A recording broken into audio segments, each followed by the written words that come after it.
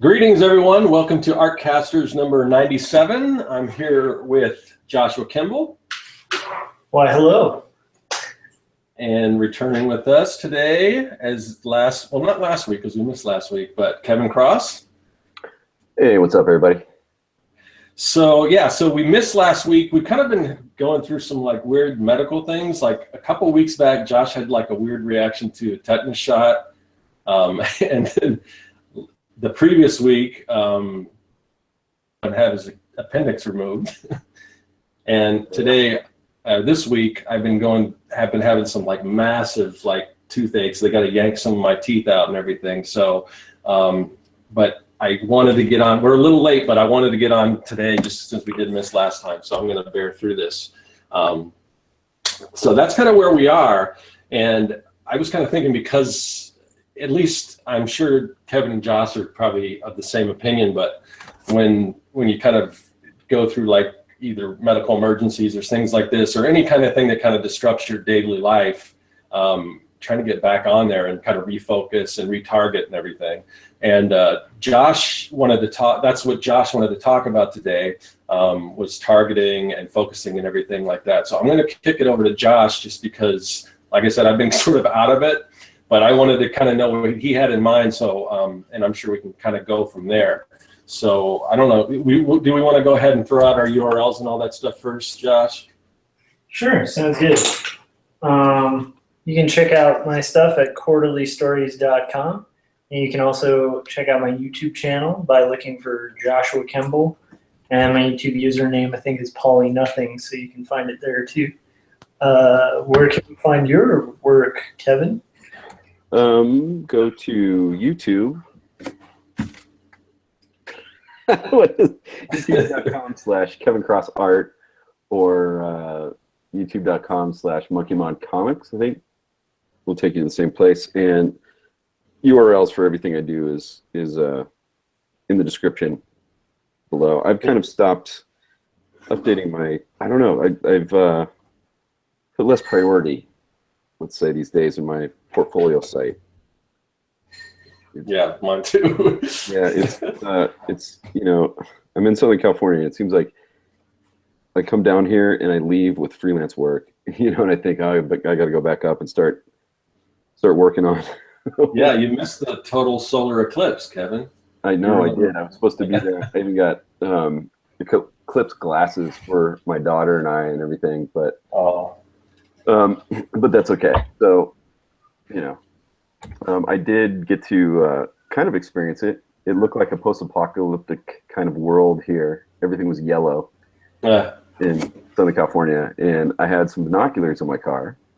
Don't ask me about that. Don't ask me why.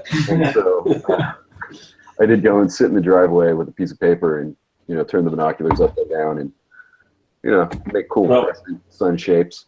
It's all research. Monkey Mod's sort of a super spy agent, so you got to do a little spying yourself. Yeah, that's what we're talking about this anymore. I'll have to kill everybody who's watching.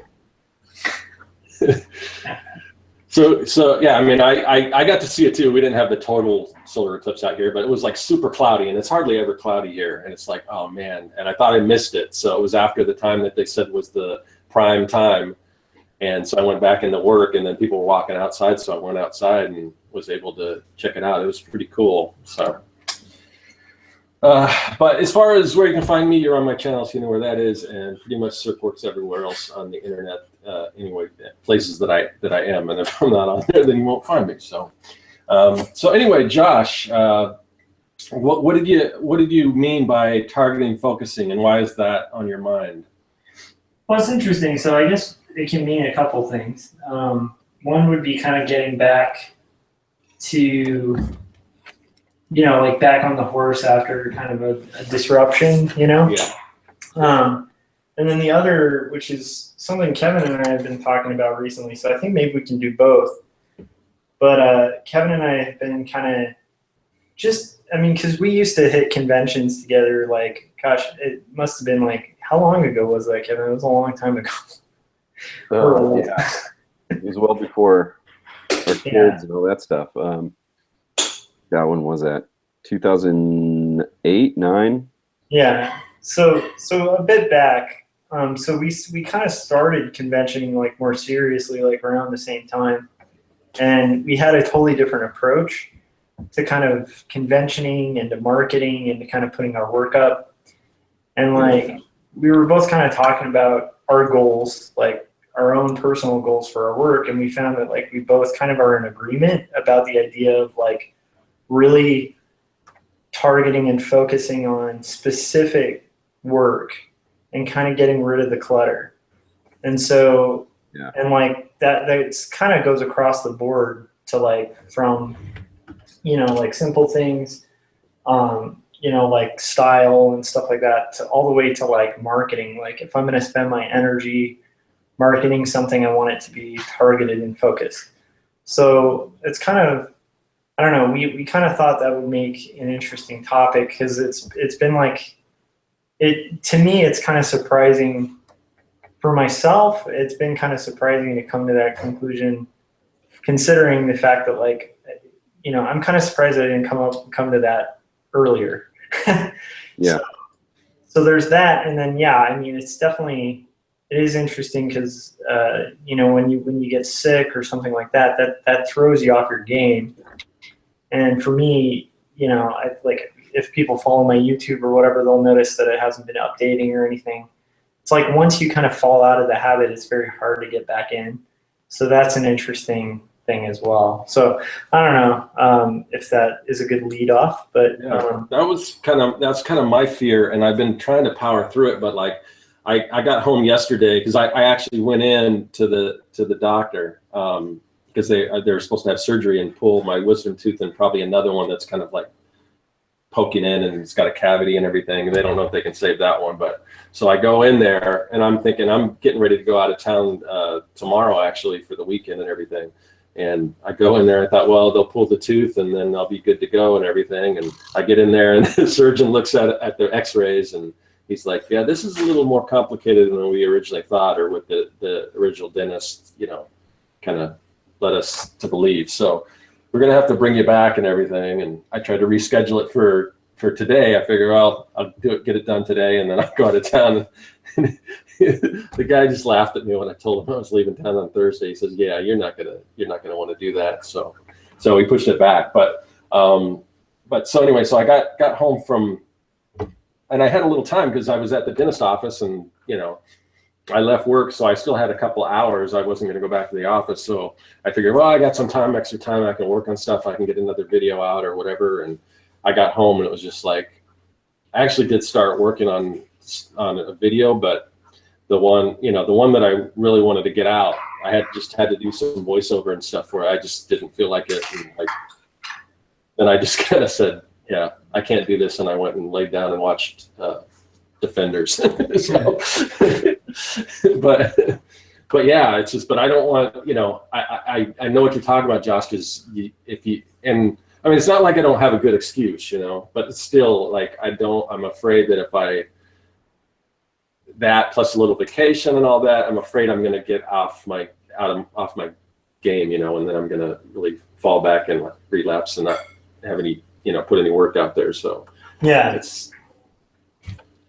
that makes sense. I think like it for me, like when it comes to worries like that, it tends to do with like momentum, because you know, like to do art, you know, like the longer you're at it, I think it takes a lot of discipline and repetition. And so, and like, I'm sure if you guys have listened to this or Kevin's vlog or Scott's vlog or my vlog, like we all probably talk about like the power of building habits.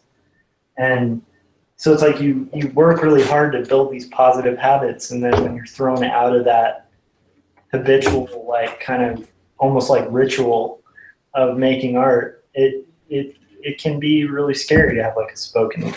So yeah, I mean, yeah, go ahead. I was just gonna say, and speaking of just targeting or focusing or whatever, because even though you kind of fell off YouTube, I mean, all I see is you're still working on your comic book. So obviously you're still, I mean, and that's the most important thing. So that's part of, you know, that's part of probably that targeting, because that's your main thing. If you're gonna get anything done, then you're on the side, you're gonna want to work on your comics. So My comic book is, I still work on it, but not as much. And it's still, I think maybe I need to really try to, target things a little more, because I'm still working on these avatars, and that's a big thing, and I'm getting closer. Most of them are drawn. It's just a matter of, picking different color schemes and setting everything up. So, but I see the potential in these things, but again, that plus trying to get, a couple of videos on YouTube out every week, and the full-time job, it's like the comic book, it's taken a long time. And I'm working on it, not as much probably as you're working on yours, Josh, but it's like, should I focus on all these things, just a little bit of all these different things, or focus more on one thing or two things, or, or what's important, I guess. Yeah. You said no, Kevin? Yeah, it's just like, I've been thinking about, like, all the stuff that's been, going on in my life and all this kind of thing, and what do I have time for, and what's the most important thing, Right. And so, I've just kind of come to the conclusion that, what kind of making a mental list of like what's most important, which is much shorter than the list of what do I want to do. Right. Yeah. And but there's some crossover there, with a handful or less than a handful of things, but I don't have time, to do much more than one or two extracurricular things, and right now that would be like my comic and YouTube, so yeah. So anything else at this point, it just needs to go, because what happens is if I pursue, I've got other comic ideas, and I've talked about how I want to do these other comics, and then I come back to like, we have I told myself before, if I had other comic ideas, I'd fit it into the comic I'm working on, but even then that would be like a Monkey Mod storyline that's like years down the road from now, so, but there's certain things that stick that I'm excited about, but if I was to do like another comic, do Monkey Mod, do YouTube videos, do my freelance work, be a dad, that kind of stuff, they would all suffer. You know what I mean? Yeah. So I've just kind of come to the conclusion that, I've got like an A priority and a B priority, but yeah. And for me, like, the sad thing is that my comic book would probably be a B priority, and but it's not, because it's not what I want to do. If I could pick one thing, if money wasn't an option or supporting the family was an option, I'd be working on the comic book. But because, the nature of comic books, it's that labor of love that sometimes I have to kind of put it on the back burner. And again, it's at least right now, it's not totally on the back burner because I'm working on it. But again, it's the same situation as like through the 100 Days of Making Comics, where if I'm lucky, it's 30 minutes a day. But it's not every day. It's like the weekdays, because I work on my lunch hour, and then sometimes things come up where I got to run an errand or something, and then I don't put in my 30 minutes that day. So so it's difficult, so I guess to mentally wrangle that stuff, because you get so excited as an artist to do all these other things, but it's kind of does unfortunately come down a lot of times to like kind of a mix of what fulfills me as an artist and fulfills my pocketbook as well. Yeah. So you got to kind of find that sweet spot where like the Venn diagram, where they overlap, and then that's what you should do in the middle. That's probably not a bad idea, actually, drawing up a Venn diagram. That might be helpful, actually. Do they have I assume they have some kind of app for that will do that, because I most of my notes and things, I use Evernote and Trello and all that stuff, but as far as graphs and things, there's got to be something for that, I would imagine. Well, maybe it's time for us to do an app and make a bunch of money for artists with creative ADD.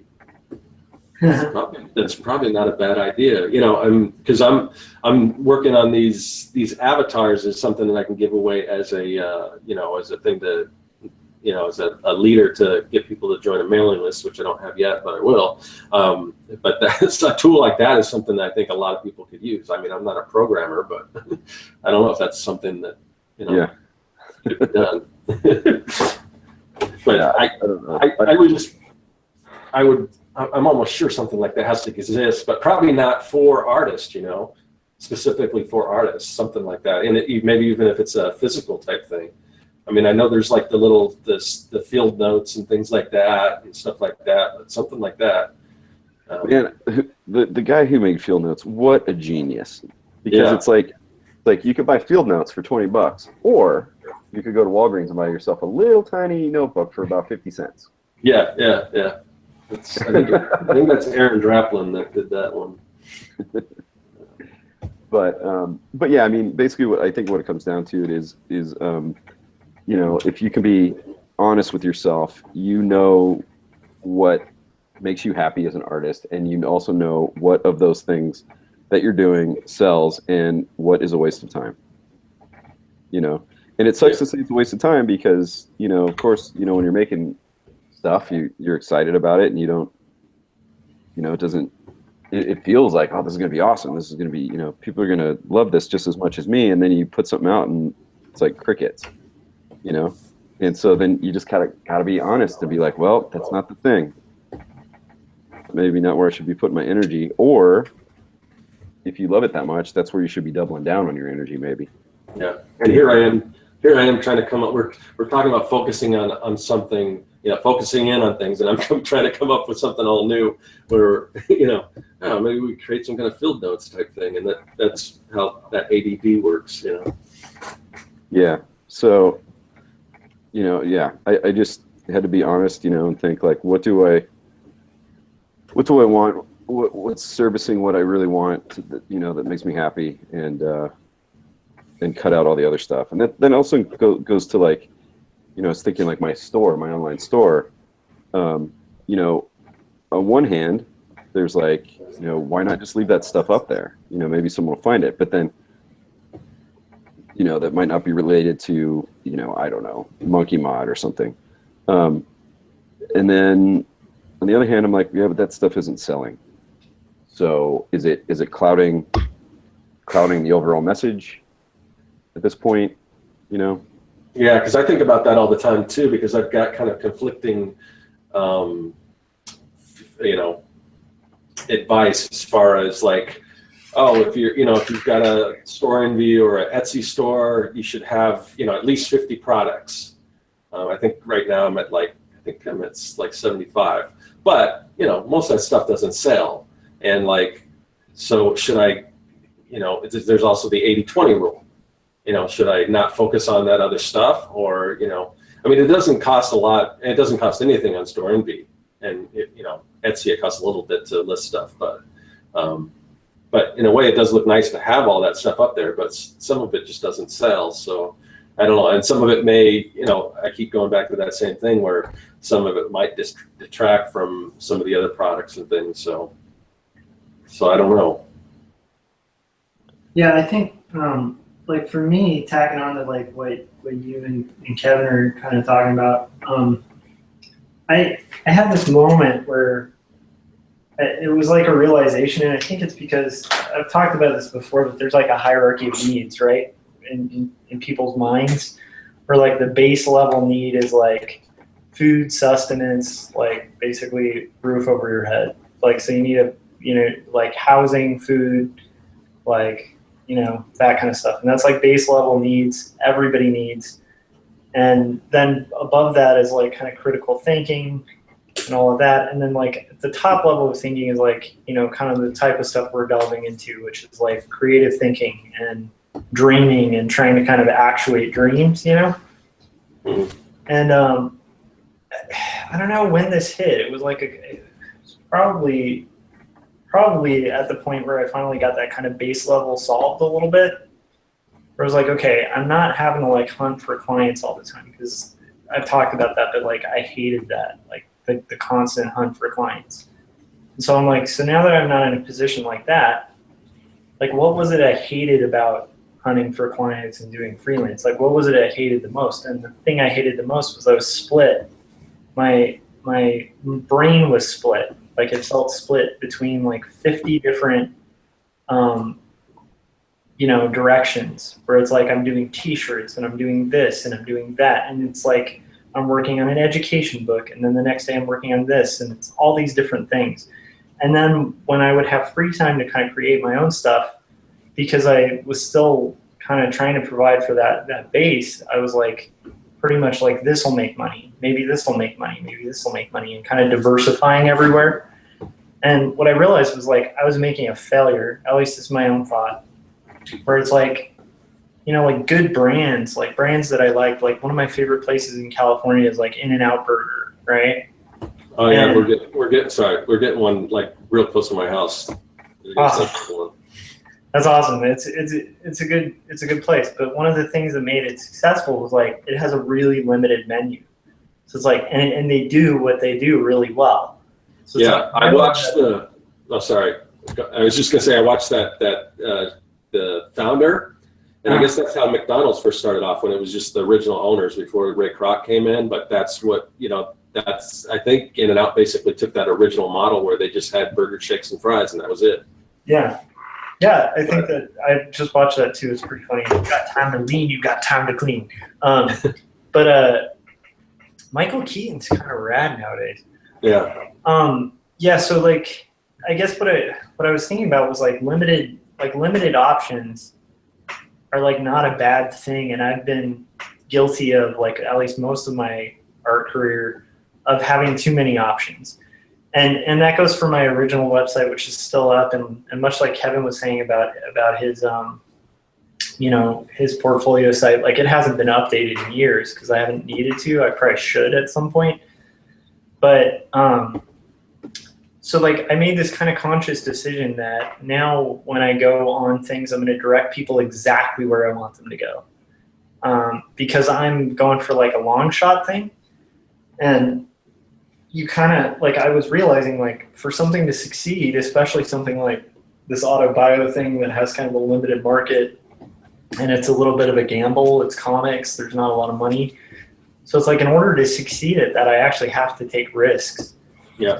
So it's part of why I've talked about, like, conventioning and just having a limited option, like just the comic, just like maybe 2 or 3 things tied in with the comic at different price levels, and they're all reinforcing this idea of this is quarterly stories, and now, like, when I meet people, if they're like, what's your website? I don't point them to like joshuakemble.com. I just go to I just say quarterly stories. Every blog I do, it's quarterly stories. If I promote something on my blog, I'm trying to promote a print. If I sell a print, it has to do with quarterly stories. That's it. Because, like, right now I really want to target that, and I want it to succeed, and I want my energy as an artist to go towards that succeeding, so that if it fails, it'll be an epic failure. I'm kind of aiming for that. Like, I think that that's kind of necessary for something like this to take off.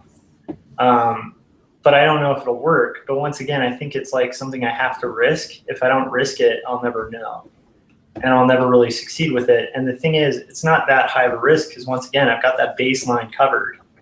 So it's not a crazy risk. But if I split my focus to, like, like, I have a bunch of prints I want to do, and I have a lot of things that I want to do. I want to do different stories. I'd like to do sci-fi.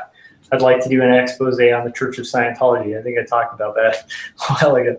There's a lot of stuff I want to do that I would just love to get into writing or dipping into, but every time I'm doing that, it's costing me pages of this. And that's something I've kind of, like, come to realize. So it was funny, because it's like Kevin and I were talking about, kind of, because he's in the middle of a kind of the monster he's focusing on, and I'm in the middle of mine. And it's funny because we both hadn't really, I don't think, talked about, like, our full view of, like, what we're going to do when we convention. And it was funny because we both had a similar idea of, like, we'll just do half tables. We'll just, it'll be specifically targeted to the book, and maybe 3 or 4 things that tie into the book. Because the thing is, like, I'd rather have somebody walk away with that brand in their brain, like like, and the thing about In-N-Out is like, it's a brand that is known for a few things, and that's why it's a brand, you know? So it's like, or Coca-Cola, right? Like Coke is like known for their cola, and that's it. Like they made a really good soda, and then they expanded from there. And I'm like, I kind of want to do that with this. I want to make a really good comic, and then if that fails, then move on to the next thing. But I want to put all of it into kind of promoting that one thing. I don't know if that makes sense, but it's like, to me, the limited options thing and the targeting and focusing of like all my time and stuff that I have to kind of expend, like whatever extra time, because much like you were saying, Scott, like, you know, my highest priority isn't this comic, it's, you know, family. And I'm sure Kevin too, it's family first, right? And then there's other things on the list, but it's up there, you know? And it has to be, like, I had to pick something, because I feel like if I keep scattershotting things, like, I'm not going to end up hitting a target, you know? I don't know. It was interesting. Yeah. Kevin and I were just shooting it around, and it was just something, you know, that came up. But I don't know. No, I tend to agree with you, and it's scary for me because just the nature of what I've been doing is, I mean, again, there's an umbrella. Everything kind of fits into the theme, but it's still a lot of different things, and maybe that's my problem. But it's hard to kind of let go, and like, what do I mean, if I you know, have all these different products and I had something out there that was just a runaway success, you know, then I could say, well, this thing is something that I like doing, it's something that works, that people really dig, and they're proving that with their purchasing dollars, then I might focus on something like that. But I haven't had that yet. It's just, for me, it's all these little things that you know, eventually add up. But so I don't know where to, you know, if I should just keep going with all these different products. And the other thing is, I like doing all these things, but maybe that's not, you know, as far as making this sustainable, maybe that's not the way to do it. Maybe, you know, focus on just a few things, but I don't know. And I don't know what that would be. So. Yeah, well, I kind of, yeah, like Josh was saying, I guess just to kind of reiterate, is like we were talking about like the old conventions we would do together, and you know, we would like, okay, well, I've got like these mini comics, and I've got these prints, and I've got this fan art because shit, I need to make table back, you know, things like that. And it's, you know, it's nothing that I wanted to keep around, you know, or anything like that. It's not what I wanted to do, you know, per se. And then, you know, I wanted people to go to the mini comics, but they're smaller and the fan art looks bigger. So people are looking at that and they're passing over the mini comic, and it's, you know, and it was kind of clouding the message, having, you know, having too much stuff. It made too many points of focus. You know what I mean? So, so what I would say, because you do have a lot of stuff. I mean, like I would think, you know, what are your big sellers that you like? You know what I mean? Like, what are your biggest? I mean, I guess you don't have to say it now, but the weird thing is, it kind of depends. Like, I'll go to a convention. Like one year, I'll go and I'm selling bow ties like crazy, and the next year I go and there's no bow ties. So it's hard to, you know, I don't know if that's a trendy thing, or if it's just, I don't know. I mean, and I'm looking for these cues and things to try to figure out kind of where to go, but so far it's just like there's no rhyme or reason to, you know, what does well one time or what does well another. I mean, same thing with my online store. You know, sometimes like no prints will sell, then I'll start selling prints. Sometimes the bow ties are selling. Sometimes, you know, and like the messenger bags, I don't think I've sold a single one online, but I take them to a convention and I sell a good amount of them. And that's probably my highest ticket item, I think. So I don't know. I mean, there's not, that's what I'm saying. If there was one thing, like so Josh, you were in the t-shirt business, or you still kind of are, but you know who Hairbrained is, right? Yeah. Okay. So, I mean, he was doing a bunch of kind of parody t-shirts and things, and then he stumbled on this thing called period panties. Are you familiar with that? Yeah, I think you actually you're the person who showed me his stuff. Okay. Kind of insane. Yeah.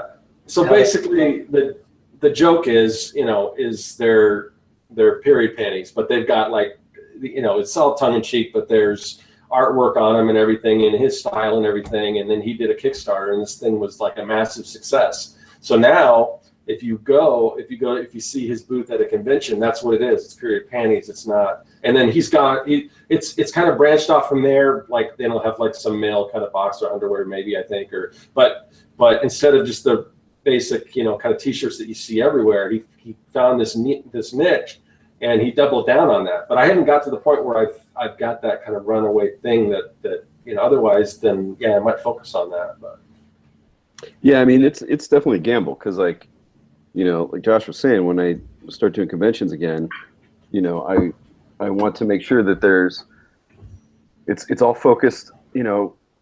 Currently the only thing I really care to push as far as my personal stuff goes is the comic, Wicked Mind Friend show. So and that's like, when it's out, it's gonna be like a $5 item. So that'll probably be like a lower item on the totem pole, as far as like pricing and things go. And like, it seems like you should have something that's like low price, maybe mid price, and a higher price thing. Yeah. And well, like, I think, sorry, go ahead. And so that that's like 3 or 4 things. And so that's all I'm going to do. Yeah. And I'm kind of expecting that when I start going to conventions that I will probably not make table doing that. And I need to think of it as a long-term strategy that may or may not pay off. So it could be totally gambling, because then I hit the convention again and again, and then I become the monkey mod guy. Yeah, and it's just like billboards. When you put a billboard, those things are so expensive, you're not going to make your money off a billboard. But the more people see it over and over again, eventually, and then eventually you the kind of theory is that you eventually, maybe you're paying for that money you lost 2 years ago, and then making some back, because now you've caught on. And I think when I was doing conventions before in the past, I was just trying to play it too safe. But what that was doing was giving me safe results. Just like, I'd make table and I'd have fun, but no one was walking away talking about what comic I did or anything. It was just like, I probably was. If anyone kept any prints that they bought from me, they're not thinking like, Kevin Cross makes great prints. They're like, oh yeah, here's this print I got at Emerald City one year. They're not thinking like me and Monkey Mod or whatever I was doing then. Yeah. Well, it's like brand recognition, because you see a commercial for Coca-Cola, you're not necessarily going to drop everything and run out and get a Coke. But if you see enough of those commercials, the next time you are thirsty, you're probably going to go towards that Coke in the store. So it's just getting your name out there. And unfortunately, it costs money to advertise. So that being there at that booth and everything is basically advertising. But I don't know. I think there, if you, as long as you've got Monkey Mod and then you've got some, I think your enamel pins, enamel pins are, there's a decent enough price point on those where you can make some money off of those. And but see, that's like right now I've got a Monkey Mod one, right? And so that's like one of the things that can be sold, And and what I would do, you probably already thought of this, but you have put a package deal together. You get everything. You get the book, you get the enamel pen and whatever else, and then it's get a pretty decent discount when you do all that. So but there's people out there that when we had, I don't know if you saw the one we did with Jeremy Burley, but he's basically doing his own comic. Of course, right now he's got more books and stuff, and he does sell prints and things, but they're all his own stuff. It's not fan art or anything. So, and he does pretty well at those shows. So it's not unheard of. It's not like it's impossible. Well, the thing that I was getting at too is like I totally relate to what Kevin's saying, because I feel like when I did conventions before, people might buy my puppet Kermit print and be like, yeah, about that funny puppet Kermit print. They aren't associating that with me at all. Oh yeah, definitely. and like, so, you know, I might have made a sale and maybe it helped me make a table, but like, once again, the person leaves, they have there's no branding. Cause like the reason branding is called branding is because it's like you're burning a cattle brand into cattle, you know, there's no brand left on there. There was no burning. It was just like, oh, this is interesting. And like, for me, that bugs me because but it also made me think, like, so what I've been thinking about and like what got me back into even like grad school and kind of pursuing my own stuff as opposed to like pursuing stuff for commercial interest. Not that I want commerce out of it, but like what was really just a kind of sitting back and thinking like, who do I want to be? Like, if I'm known in art, what do I want to be known for? So like for me, right now, if I really wanted to be like a big t-shirt guy, I would spend every single free hour making t-shirt designs and putting them out, and that would be it. That would be what I'd market. And I think I'd be more successful than I was in t-shirts, because when I was doing t-shirts, I was doing a lot of things. That doesn't mean, like, when you're freelancing, you should take whatever pays, especially when you need to, you know? But the point being, like, that would be it. That would be my website, would be just all t-shirts. Yeah, I mean, I'm even almost thinking of scrapping my portfolio site altogether, because I haven't needed it for, this sounds so antithetical to stuff that me and Josh said on Big Illustration Party Time when we did that years ago. It sounds so antithetical. I have not used my website to get a job in at least 5 years. You know, like even today, I got a new freelance job. Nothing to do with my portfolio, you know. And so I'm even thinking of scrapping that in favor of, I've got the URL, monkeymod.com, and if anyone goes there right now, there's a Tumblr like placeholder site that also has not been updated in forever, because this is the placeholder. I'm even thinking about just putting a portfolio on, like having that as my site, putting a portfolio on there somewhere, you know, some of the pages. So, you know, I don't know. It just seems like, so today I won't say what it is exactly, but or who it's for or anything, but it's a record cover for a band, and the guy who hired me is aware of Monkey Mod. Yeah. You know, and that graphic novel that I did last year or the year before last, I got hired because of Monkey Mod, you know, and it's like my own portfolio is kind of irrelevant, you know. Yeah, because I've still got my portfolio up online, but I'm not even looking for freelance stuff right now. But you know, so what I'm doing is I kind of think it might be a good idea to have that somewhere online. So I'm gradually, I got like a Dribble account, so I'm gradually like posting the stuff that's on my portfolio page, you know, on Dribble, and then trying to build up a following there. But so then at least I'll have a place that if I need to show somebody that stuff, I can point them to that, and you know, and then it'll be separate from my own website, because that's not the stuff I want to do. You know, I want to focus more on. I don't want to be, you know, a hired gun. I want to build my own brand and everything. So, because right now the way, if you go to my portfolio, the portfolio part of my website, it says something like, you know, in order to keep the lights on in the underground lair, sometimes we have to do freelance work, which I'm not really doing, but I try to tie it in as much to the brand as I can, but it's still, the work isn't what I do. So, I mean, so yeah, eventually I want to just get rid of that, so.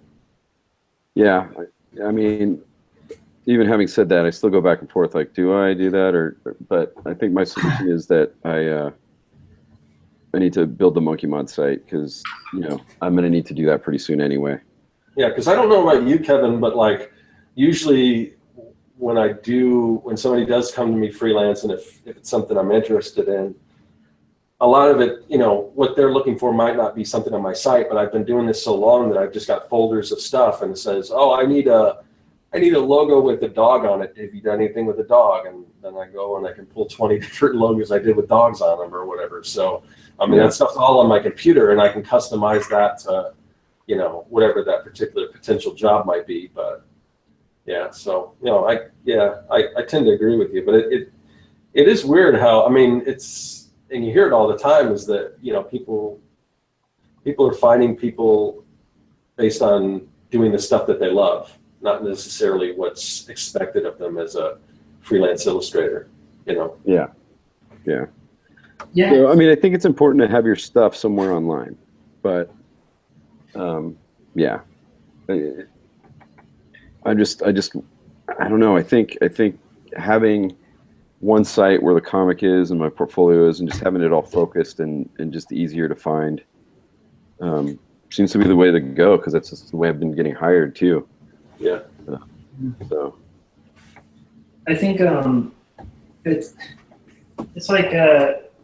like for me, it really did come down to two, like just what do I want to be known as? And so like for me, like the thing I like about what I'm doing right now is like I have a really easy answer to that, which is like the guy who does quarterly stories, and that's it.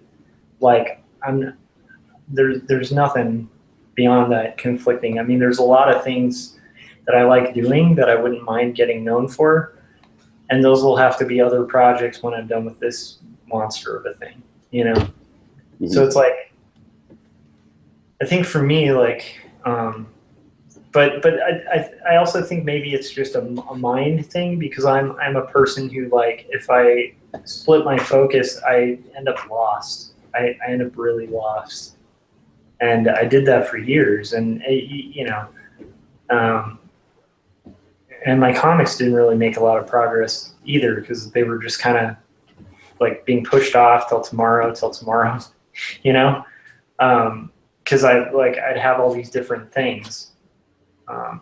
And so it's, I don't know if it's the right idea. It's interesting. It was interesting to me that, like, I don't know, I guess it just was interesting because Kevin and I were chatting about it, and it just seemed like something we both kind of have arrived at after years of kind of doing it the other way. I don't know, but I don't know, like, it'll be interesting to see. I think the scary thing about it going into it is like the fact that it's very risky. And so I think that is a little scary, you know, but I feel like that at least allows it to, like, really succeed if it succeeds, and I'm not holding back my own success, you know? Yeah. Well, if you go, like Kevin said, if you go into it thinking that this is me putting money into advertising and to get out there, and then if you don't make table, then it's not a failure. Even though I still think you guys, I don't, some ways you want to go into it like that, but some ways you don't, because you don't want to go into it thinking that you're not going to make table if there's a possibility you can. I mean, you want to do everything you can to be able to make table, but it's like, you know, expect the best and hope for the, no, I mean, expect the worst and hope for the best. Is that right? Yeah. I guess what I was getting at is, like, I'd rather not make table and succeed in getting my brand out than make table and maybe make enough to pay for a weekend, and then, like, I'm not depending on the convention to pay my salary, you know? And that's the thing. Like, I've never had an experience where conventions were going to become part of my massive yearly income. Not that I have a massive yearly income, but you get my point. It's like conventions never were about making a ton of money. Yeah. And I make okay money selling a bunch of prints and stuff, but, like, once again, it's like, for me, I want to ask myself, like, why am I taking this valuable time to go to this convention for like 2 or 3 days and investing that time into this thing? Like, what is it I want people to walk away with? Because that's the point of a convention, right? Is, like, you want potential customers for your business, whatever it is. And for me, it's like, do I want potential customers for my business that sells all sorts of art, or do I want potential readers for my comic? Yeah. And it's like, hands down, I want readers for my comic. That's why I'm boothing at a comic convention, you know? So it's going to be interesting, but I do kind of want to go into it not expecting a loss. Like you definitely want to have like some positivity going into it, Sure, yeah. but not being surprised if there is a loss because it's a risk. It's risky. Yeah, I guess what I'm trying to say with that is being willing to be more risky with it. Whereas before we're like, because I remember we'd like, when Stumptown was still around in Portland, and we'd be like, shit, this thing's coming up. We got to do like, 5 prints and all this kind of stuff so we can sell something, and instead of being so focused. And so, yeah, my conclusion mostly is like, yeah, you want to, have some kind of like a plan going into it, but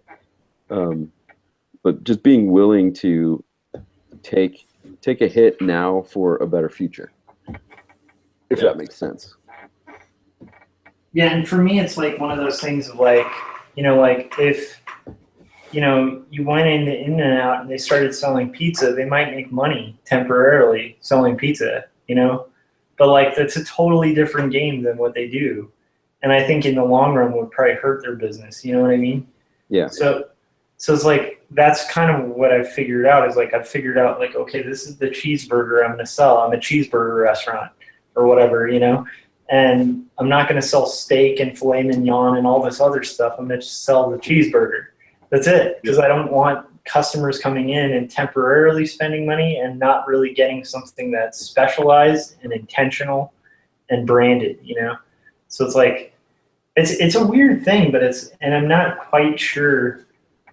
Like for me, I don't think it's really that, I might be crazy and like, it'll be interesting after I've conventioned and started really heavily promoting this to see if like, this is a bad idea. But to me at this point, it seems like actually just kind of basic business. And it seems like a really weird thing that I never really thought about that for so long. I don't know, for me, it's weird. It's a weird thing. And it's also because I'm thinking about both your guys' projects, and I think while Kevin's is probably commercially more viable, I think the fact that yours it's going to be a complete graphic novel, the big books like that, they tend to do well at conventions because it's not just like a single issue where, I don't know if this artist is ever going to finish another one or whatever, and it's like, I think when you go and you have that book, so I'm it's a ways off, but once I finally get all, Young and the Dead complete and I have that trade, I think that's gonna help. Are you thinking like when you do the trade of the Young and the Dead, you're gonna like hit it like hardcore, like oh yeah, definitely, and that's the focus of the booth kind of thing? Yeah, because if you ask me, really, I'm not even really. I know sometimes when I do a video or something, I'll kind of pitch it, but to me, it's not. I'm not really actively marketing it. It's these individual issues are, for the most part, they're just a benchmark to get me towards, so I don't burn out before I hit that finish line. But along the line, along the line, I decided to do a Kickstarter, and that helped. It was successful and everything. So, and when I finish this issue, I'll probably do another Kickstarter, because even though a lot of those people already have those first 3 issues, there's a lot of, I picked up a lot of new people that I think might be interested in doing it. And then, there'll be different tiers. So if you already have those first 3 issues, you can get the new one, or if you're new, then you can get all of them together. So I would assume another Kickstarter would be a success too, but, and that's a way to kind of, get it out there a little bit, build some momentum, but to be truthful, I don't really, that's why I haven't tried to get it in stores or anything like that. The main goal is to finish the book. And once that's totally complete, then I will actually really try to market it, really let people know that it's out there. So that's awesome. That's cool. I think it's a hard thing though. Like, I guess part of why we wanted to talk about it too is like, for me, it was a really hard thing to kind of come to, because like there's always competing things. Like there's like an art show next month that wants me to do like 2 prints, and I actually had to make the decision to cut one of the one of the requests. I'm still going to try to do one, but like I just had to do the math. Like, will this cut into like time doing this book? You know, it's very hard. And then to complicate it with like sickness and stuff, like that's it's interesting because it's all habit building and stuff. It's really weird to me. I don't know. Yeah, and going back to what I was talking about before, Corey just put in the chat that he only buys trades unless he's buying solely to support somebody. So there are people out there that's all they buy are trades, and I think a lot of people are conditioned to do that nowadays, just because, you know, and unless you've got to have it right then when it comes out. I mean, why not wait till the trade comes out and pay, like, you know, a third of the price? You know? Yeah, it's funny. So, like, I rarely have money to buy comics anymore. This is another funny thing, is like being a comic artist, and I don't even read comics anymore because I can't afford them. But when I do, you know, it's generally going to be a trade, you know. And but I'm going to do individual issues of Monkey Mod because every single time I've asked or mentioned it, you know, I'm like, well, I think, you know, I'm gonna wait and put this thing out as a trade, you know, make it, you know, 4 chapters instead of 4 issues or whatever. And every single time people are like, no, you got to put it out. Yeah, I'm one of those people. Yeah, you know, so, I mean, so my idea right now is like, you know, well, I'm gonna do the individual issues, and then if there's demand, then I'll do the trade, I guess, you know, or if I can get it picked up somewhere, published somewhere, because.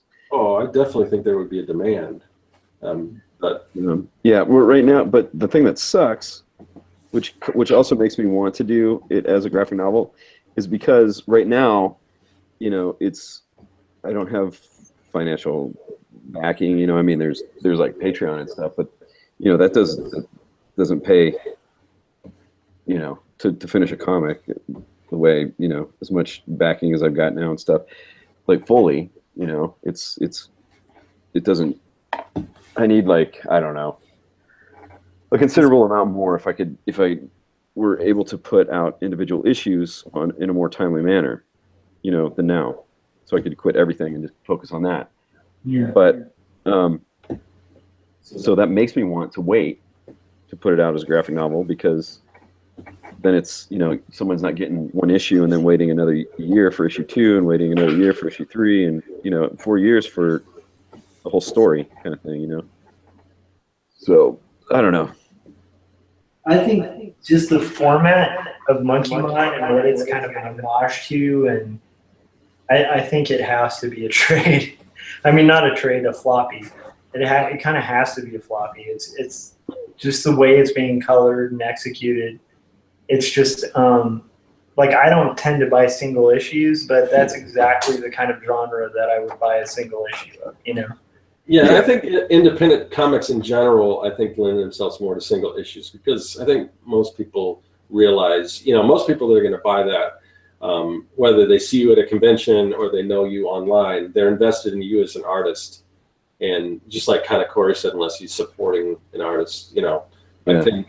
I think they're more. It's not like it's. I mean, if you were able to get those into a store, that might be a hard sell. But I think the most of your sales are going to come from people that are aware of you, and I think they're gonna, you know, they chop at the bit to buy a floppy. And then once they have all your floppies, they're probably going to buy the trade too. At least I would. Well, especially if they get a little extra. I wonder if this would work, just because, and you know, I'm thinking how my buying habits are. If you know, I get that first one out and it's like finally out, would that then ramp up some kind of funding for the second, you know, like doing a Kickstarter for the second, so it doesn't take so long to put the next one out? And you know, I don't know. I haven't done any Kickstarter stuff yet, so just want this thing out. Yeah. Yeah, I think once you complete the first issue, you should definitely run a Kickstarter. Yeah, I just don't want it to take so long to, put the consequential issues out because it's already been so long. Yeah. I'm in that same boat, but I mean, I've never got a complaint like, hey, I contributed to your Kickstarter, when's the next one coming out? Unless it's just like, sometimes they want to know because they want it, but they're not like angry about it. Like if you were Marvel or DC or Image, stuff. When you've got when you've got those resources in place where there's no reason why you shouldn't be able to put out an issue if you've got a company behind you. I mean, it's a little different when you're an independent creator. Yeah, I mean, right now people aren't like banging down my door to get the comic, so got some time. And then who knows? I'll put it out. Maybe people will go, "Ooh, God, why are you wasting your time on this thing?" Kind of doubt that, but oh man. Speaking of having weird health issues, and then getting back into art, I have not. So, just I don't know. For those tuning in, I had appendicitis, and so I've been laid up for a while. And today's the first day in like a week, I think, since I've drawn. Because like I couldn't even sit in a chair. And yeah, today I can sit in a chair. I'm happy to report. But yeah, man, I'm so rusty. Weak. That sucks, man. I mean, especially you're out in California, thinking you get to hang out with some friends and stuff, and then I came out here to work. I came out here to hang out with friends, and I got 5 days into work, and my appendix decided to crap out on me. Yeah, it was not pretty. It's funny. I almost didn't go to the hospital, but it was Josh and his wife that morning. I was like, I don't know, because I just didn't kind of want to admit that anything was wrong with me, really, And but it hurt so bad, and I don't know, something like either you or your wife said. I just can't remember, but it was like, no, you look terrible. You gotta go. Yeah, I was gonna say I've been putting off this toothache thing, and I scheduled an appointment with the dentist originally for this Monday coming up, and it started getting bad. I'm like, I can't wait that long. I got to get in. So then I got in, and at least now they got me on medication and stuff. So, it turns out that, the surgery is going to be on the same day that original appointment was. But at least I know what's going on, and I've got some meds and stuff. But, I'm kind of like that too, where I just, want to put it off. And I probably should have taken care of it early, and it probably would have cost me a lot less money and not have been an emergency. But, Yeah, with Kevin's, like, if he had put it off like by a day or two longer, he could die. It's crazy. Appendicitis is like, you don't mess around with that. Yeah, it's kind of nuts, but I think, I mean, it's got to be pretty frustrating not being able to work. I think for guys like us, it's like we're all kind of a little bit of workaholics, especially with just drawing. So it's like, being forced to stop it's a drag, man. Yeah. When it's your own stuff, but when it's the day job, it's like, so I get to get up. I actually was thinking to myself, hey, I get to get off early, but I'm not really thinking straight because I'm getting off early so I can go and have them yank my teeth out. I don't want that. Man. Wisdom teeth take a while, man. Yeah, well, this one's impacted and it's sideways. It's nasty, so it's not going to be good. So it's I mean, it's definitely like, had you done that yesterday, we wouldn't be doing Artcasters today. Yeah. Well, I'm hoping a couple of days to recover, and at least I'm not hosting next week. So if I have to just sit there and like listen and like, I can do that. Yeah, hopefully it won't be all chipmunked out at that point. Oh man, I still haven't had to do the wisdom teeth thing. Almost all my friends have, and I've felt lucky, and now I'm like nervous. I'm like, oh no. Well, I had 2 of them pulled. And this is the way to do it if you ever have to have, if you have the foresight, if you can find a test study, because what they do when they test medicine, that, you know, painkillers or whatever, they will they'll pull wisdom teeth as part of the study, and then they'll give you the medicine to see how it works. And of course, it could be placebo or whatever. You don't know. But it's like you could either get paid to have your wisdom teeth pulled, or if you know, if you don't qualify, at least they pull them for free. So I had 2 of them pulled that way, and I should have, after that, I should have waited and looked for another one of those studies and done that, because even with my insurance, it's going to cost me some money. But I remember when I went to that first thing, that test study, I go in there, and I was in my probably about 40 at the time, and I was probably the oldest one there. And so they pulled my teeth, and then we're supposed to sit there and kind of wait, and then they give us a chart. It's like a 1 to a 9, and they say, okay, where's your pain right now? And 1 is no pain at all. 9 is worst pain imaginable. You know. Yeah, I just had a few days in the hospital of that. Yeah, but I'm an artist. I'm a creative guy, so I've got a pretty vivid imagination. So when they say worst pain imaginable, I'm thinking, well, maybe being burned alive or something like that. So I'm going like below the mid range, even though it's bothering me. You know, it's hurting. And after a while, they come back to me and they said, have you had a lot of trauma in your life? And I'm like, no, not really. And they said, well, maybe it's just because you're older and you've experienced more, but yeah, we're going to have to, you know, drop you from the study, which I already had the teeth pulled and everything. I wouldn't get paid anything, which probably wasn't that much money anyway. But so they like sent me home, but I guess every single other person there, they all took the medication. They're like, I'm at a 9 right now or whatever. So they all got the medication. So, and it's not like they don't give you anything. They give you some stuff, you know, and of course, you know, but anyway, so yeah, but that's that's the way to get them pulled and not have to pay, you know, exorbitant amount of cash. It's pretty brilliant. I have to look into that in medical school. Yeah. You just got to find them in your area and everything. So, yeah, I know back in Portland they had this crazy medical school. Like, does that still exist? The weird school that they have like the sky bucket that goes to. Kemble? Yeah, I mean that's a major hospital too. Yeah, that place is badass because like they also do like dental. Like they have a bunch of dental students that'll just like, you know, basically do your teeth for a very reduced rate, if not free, which is kind of rad because they're always being supervised by like a doctor who knows what they're doing anyway. So, yeah. Yeah, I thought about that too, and a lot of times it is the doctor doing it, and the students are just watching, you know. But I just didn't. If I would have had the foresight, I would have looked into that. But I ran out of time. So. Oh, I think when you're at the point you're at right now, you probably just want to get it done. You know? Yeah. It's like, well, I guess I'm just going to be paying this off for a little while. So, do you have any advice for like getting back on your feet after this kind of stuff? You probably have to ask Kevin because I haven't really totally gone through it yet. And then I can think is it hard? Yeah. Well, it's the best advice I have is, so, you know, the doctor was basically like, you can't do anything. You know, you need to not do anything for 7 to 10 days.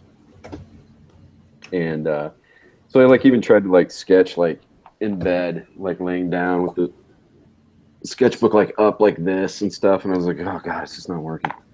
And so the only advice is to get to it, you know, like I'm doing now. And like, I'm very frustrated with drawings that should be coming very quickly and stuff are not. Yeah, what sucks is you feel guilty, and you shouldn't feel guilty because anyone else is like, oh, I'm taking the time off, I'm just going to lay in bed. They're not going to, but you know, as artists, it's just like, it's that passion, that thing we got to do. And like, even when we're on our deathbed, we're still going to try to eke out some drawings. It's like, you know, I'm sure you know, and other people, I know there's other people who do YouTube videos in the chat today and stuff. It's like, you know, when you kind of get off something, you take a break, whether you want to or not, you know, like that momentum kind of dies a little bit, you know? Yeah. And yeah. And so, you know, for some reason today I was like, okay, I can finally sit down, you know, in a chair. that, like, the past couple days I could stand up and kind of walk slowly and stuff like that. And but then when I sat down, it would just like really ache, you know, where the stitches are, and then where my appendix formerly used to reside. And formerly known as appendix. Yeah, and so I was like, you know, I should have sketched earlier today, you know, in preparation for, you know, tonight, and just in preparation to get back into doing art and stuff. And for some reason, I didn't do it for a week. It was like I kept on, well, no, I'll do this first. I'll do this other thing first. You know? So it's just, you know, I don't know. There's no good advice. You just got to do it. Yeah. You know, because like it's like with this, I have to do it. I've got freelance work when I get back to Portland, and since I missed out on some of the work that I was supposed to do down here, that's like even more important to do. You know, so it's like I got to get my chops, and it's been a week, so you know, I don't expect it to take too long to get back to where I was. But I also have been, you know, if you've been watching my videos, been really kind of adamant about working in my sketchbook because, you know, it's stagnant and slower and stuff like that. So, yeah, just gotta plug away. It's important. It's my livelihood. You know, it'd be probably a lot harder if art was my hobby, you know, but it's not anymore. Yeah, I think that like the guilt too, and like the kind of thing you're talking about, where it's like you're already kind of constructing a game plan. It sounds like you're just going to basically start hitting the sketchbook. And I can vouch for that. Like today looks like kind of like the first day you've been able to do that. So it's like cool that you're doing it the second you're able. Because like I think that's the key is like, you know, like it takes so long to get these habits ingrained, but the beauty of it is like once you've done it for a while, you like really miss it when you can't, you know? So yeah, well, and it's not like, yeah, and it's just important, you know, because it's like, well, if I quit doing this, what am I going to do? Yeah. Like work at a grocery store or something? I don't want to do that. Not that there's anything wrong. We need people to work at grocery stores, but you know, draw, right? Yeah, it's like it's not what I have practiced for so many years and and everything. So, but and it's, you know, it's like some of the stuff, you know, if you draw a lot, it's like riding a bike, and then some of this stuff, like for some reason today, it's just not flowing. You know, you just gotta knock the cobwebs out, and I bet tomorrow, like today, it was like I said, it was just kind of a bitch. You know, it just was like for some reason I was coming up with excuses not to do anything, and but I guarantee it tomorrow, I'll probably like be back at it. You know, like I'll get up, I'll do a sketch, get to get my stitches out tomorrow. You know, and I'll probably do some drawing before and or after, because now, you know, I'm seeing like what I'm doing tonight, and I'm like, oh God, you gotta do better than that, dude. You know. Well, at least you're doing it. I mean, it'll you know, you'll get back to it, but if you don't start, then you're not going to. So. Yeah, for me, I have no excuse other than like I had this one little pause between when I did thumbnails for this page, and then I finally, you know, got photo references and did my drawing. It's like for some reason that's the hardest stage for me, is the jump from thumbnails to starting to execute it. And often that's where I find, like, for myself, for no good reason, I will catch myself like procrastinating. So I ended up procrastinating for like 3 days, like from like my thumbnail to like when I finally executed the pencils. And then I kind of like 3 days after I had done my thumbnails and had just been kind of putting it off, I just did the math and was like, so I'm going to add 3 days to how long it's going to take me to execute these pages. That's just too long, you know? But it's interesting to me, like I'm trying to figure out why that is, that like right after the thumbnail stage, it's really hard to get into it. Yeah, you know, that's, for some reason, is with me too. It's like, you know, every page, I think I might have even talked about this before in like another video, like a video a long time ago, but you know, every time I get to a new page, get the thumbnail, and then for some reason it's like, some days it'll be like pulling teeth, trying to get like some pencils out of that thumbnail. No pun intended. Yeah, no pun intended.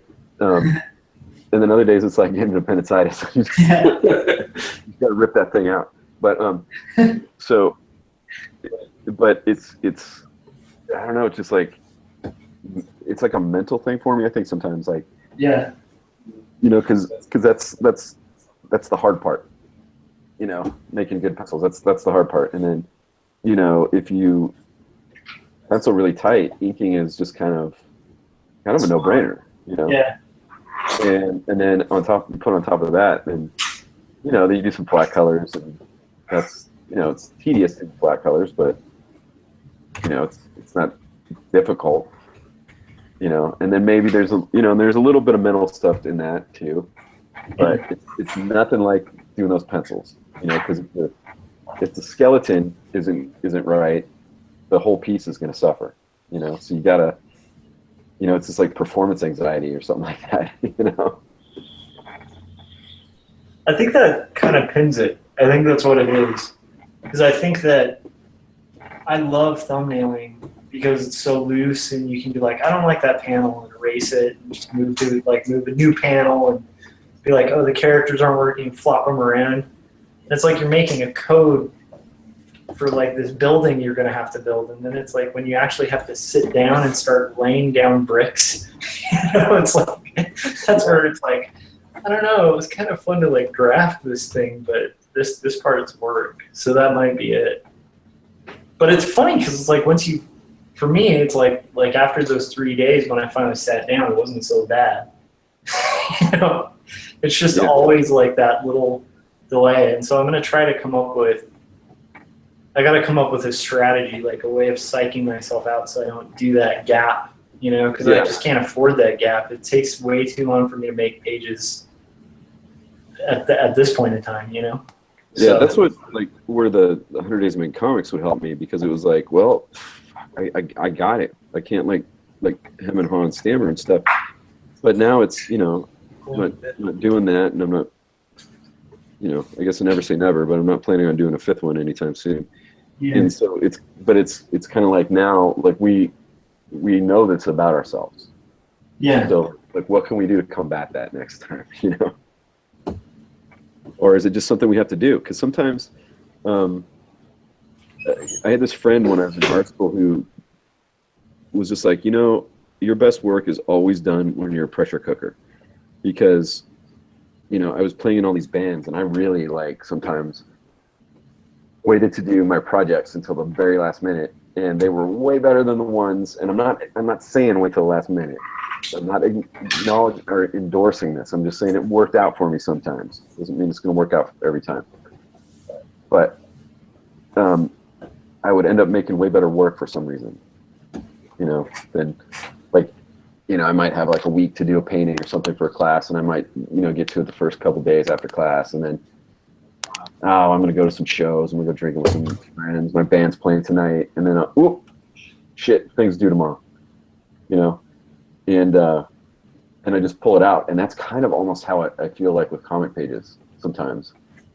You know, I like kind of procrastinate, I draw a little bit, it sucks, I erase a little bit, I walk away, I draw some more, and then I'm like, this page is taking way too long, and I kind of give myself these little deadlines, you know, when I'm working on the comic.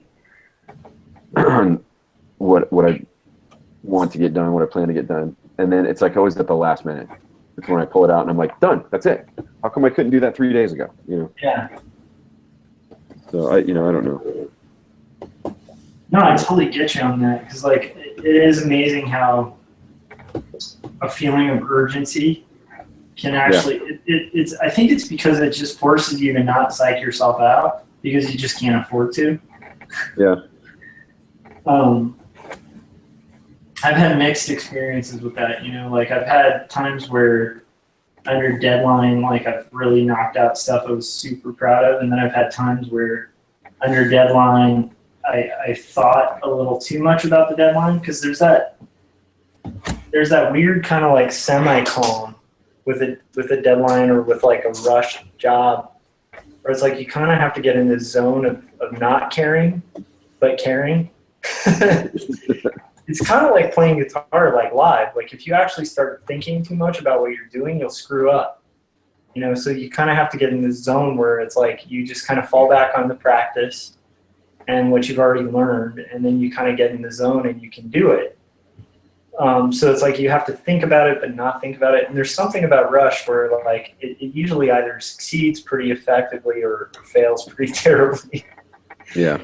Because like, and it really depends on for me, it depends on my mood. If I've psyched myself out, then I usually will suck in a rush. But then the beauty of Rush too is sometimes even when your mind starts trying to psych you out, you're just like, can't afford to psych out, shut up, mind. And you just go forward. I don't know. It's interesting. When's the last time either of you guys have had to like pull an all-nighter? You know? I asked that because it's been a while for me, and I'm just like, I wonder if I could still do it. Not that I want to, but you kind of take pride when you're younger. You kind of take pride in that, and now it's like, I don't want to do that. When I was working on that graphic novel, yeah, of course. I think over the course of a year I did 3. That's not as bad as I thought, considering everything you went through in that book. But yeah. Well, I mean, there was times when it might as well have been an all-nighter. Yeah. Except for I might have had a 2-hour nap instead of a night's sleep. You know, it was more. It could only be classified really as a nap. Yeah. So, but yeah, I guess that was a couple years ago now. So it's a trip for me because I can't. I mean, it must have been like 3 or 4 years ago for me because like I really haven't had to do all-nighters in a long time, which is funny because in college I used to do like, I think one time I actually had to do like 3 all-nighters in a row to like hit a deadline and get some freelance done. And it's like, and then early freelance career is like tons of all-nighters, you know, because you're like, you know, trying to get the work. So a lot of the time, you know, when you're new and nobody's heard of you, you can get jobs by promising to deliver quicker than the other guy, you know. Yeah. And so you just got a lot more. What's up? I used to do a lot more when I was younger, and now I just don't want to. Yeah. You know, I'm not.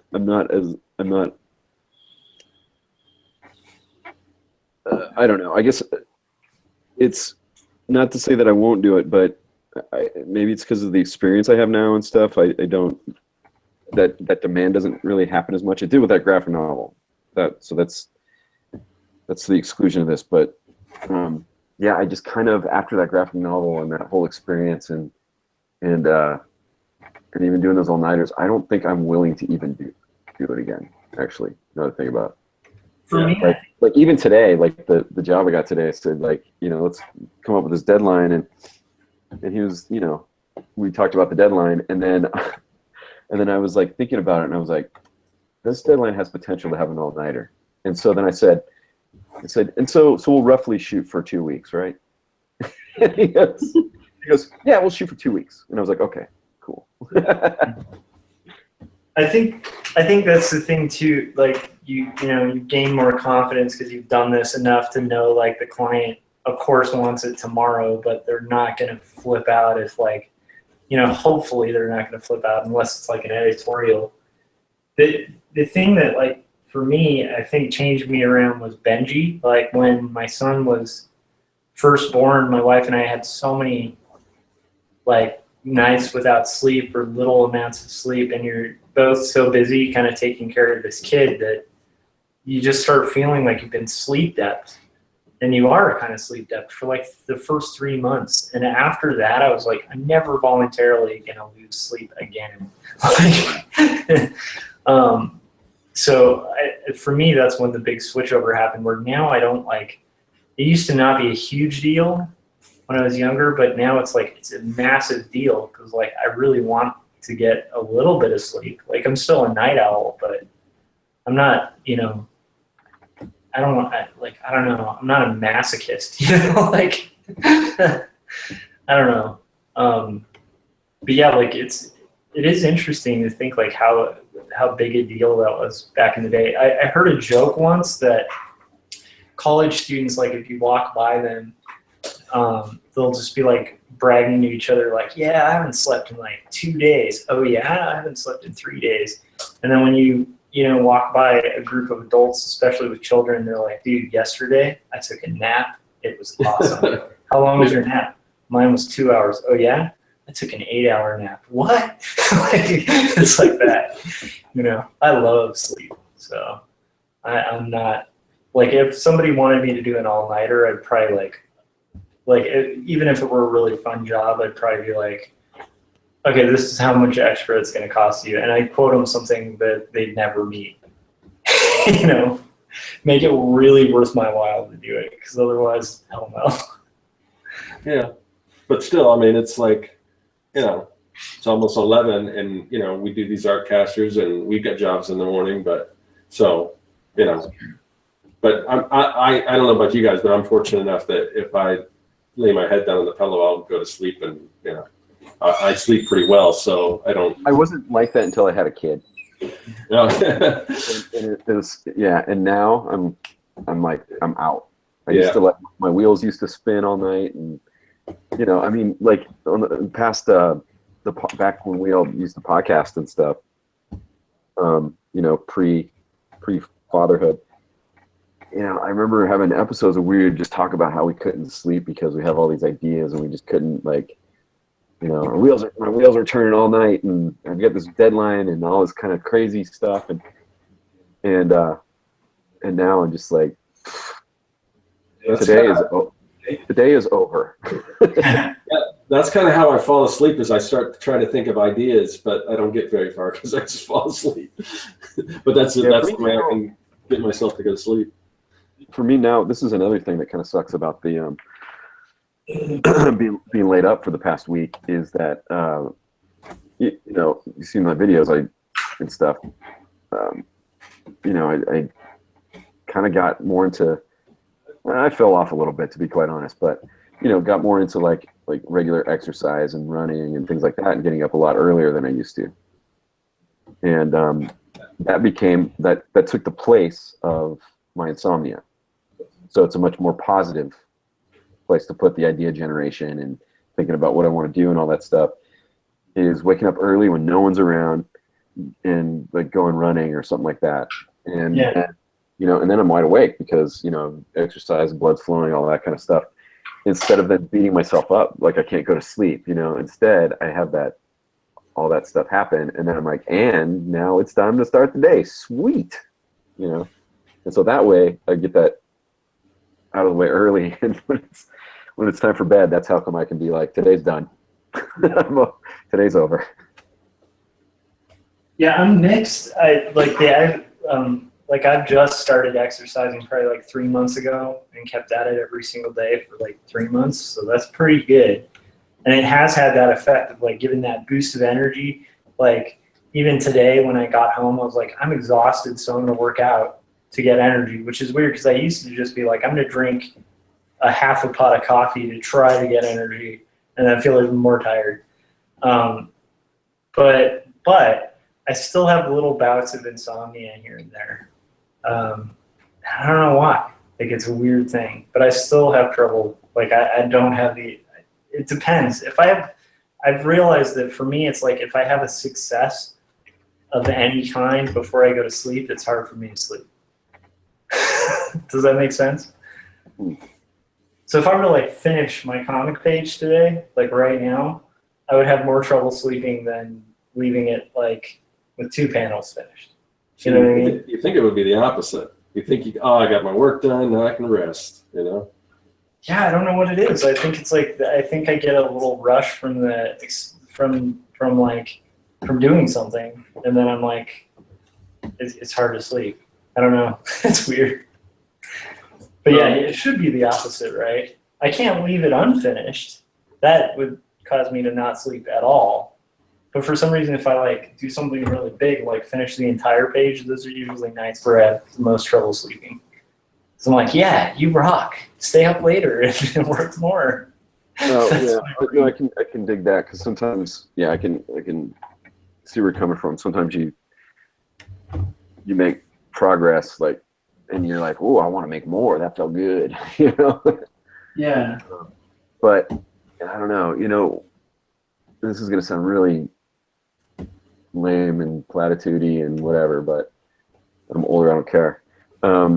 What has also helped me is like really having a schedule.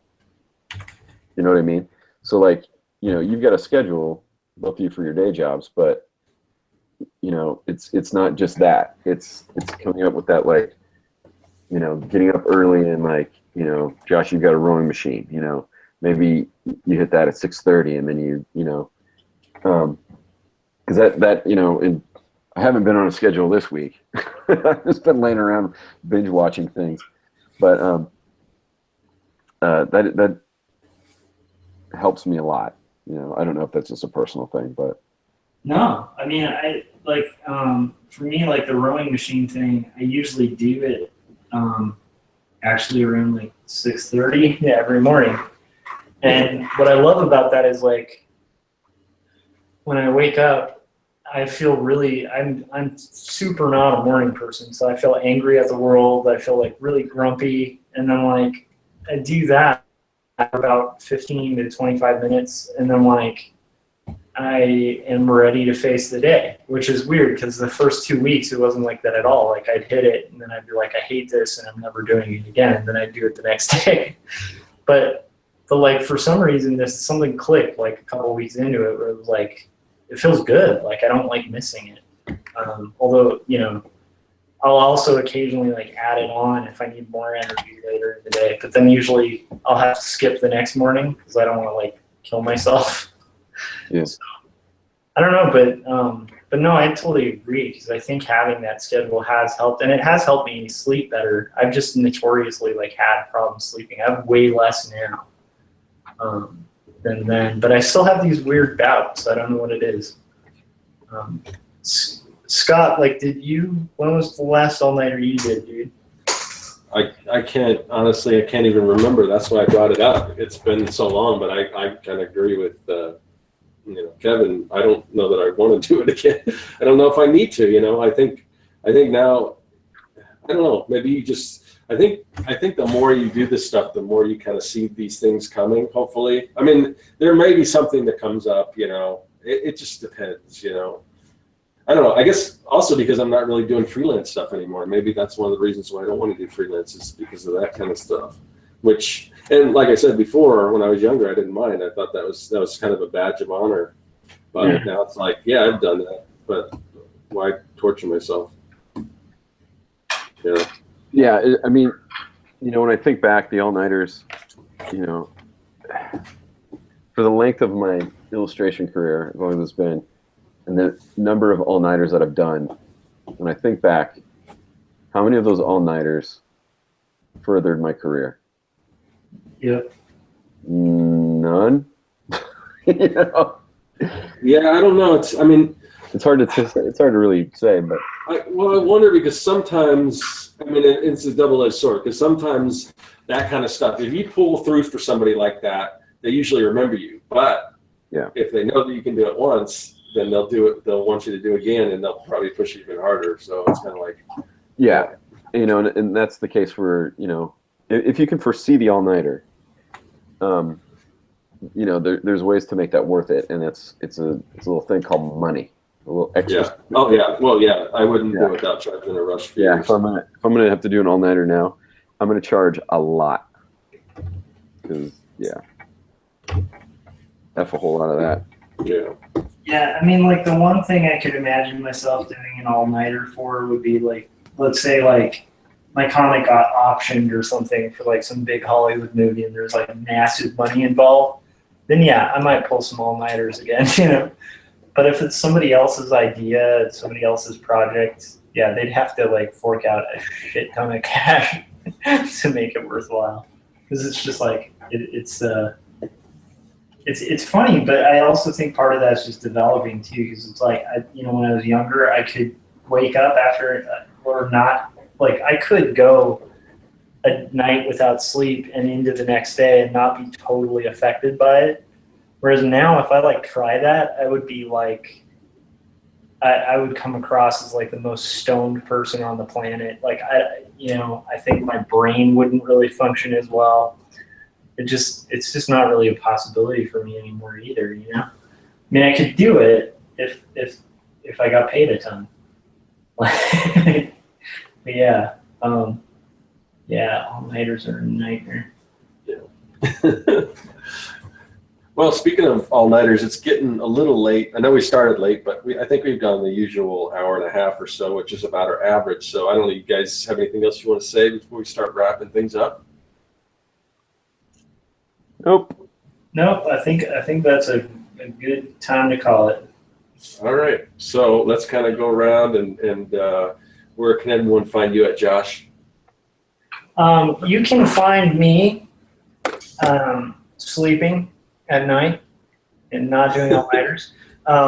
You can also find me at Joshua Kemble on YouTube and also username Pauly More importantly, you can find me and read my comic, my graphic novel that's autobiographical, handwritten, hand-lettered, really worth checking out at quarterlystories.com.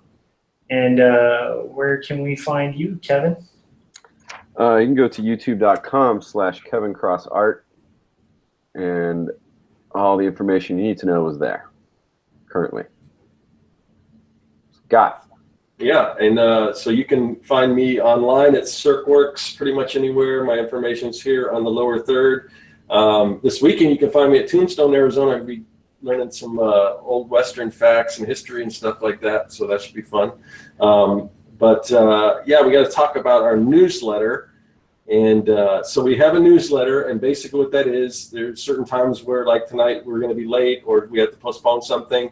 So I want to keep everyone up to date on when we're going to have the next Artcasters, or in the case of last week where we had to, kind of cancel.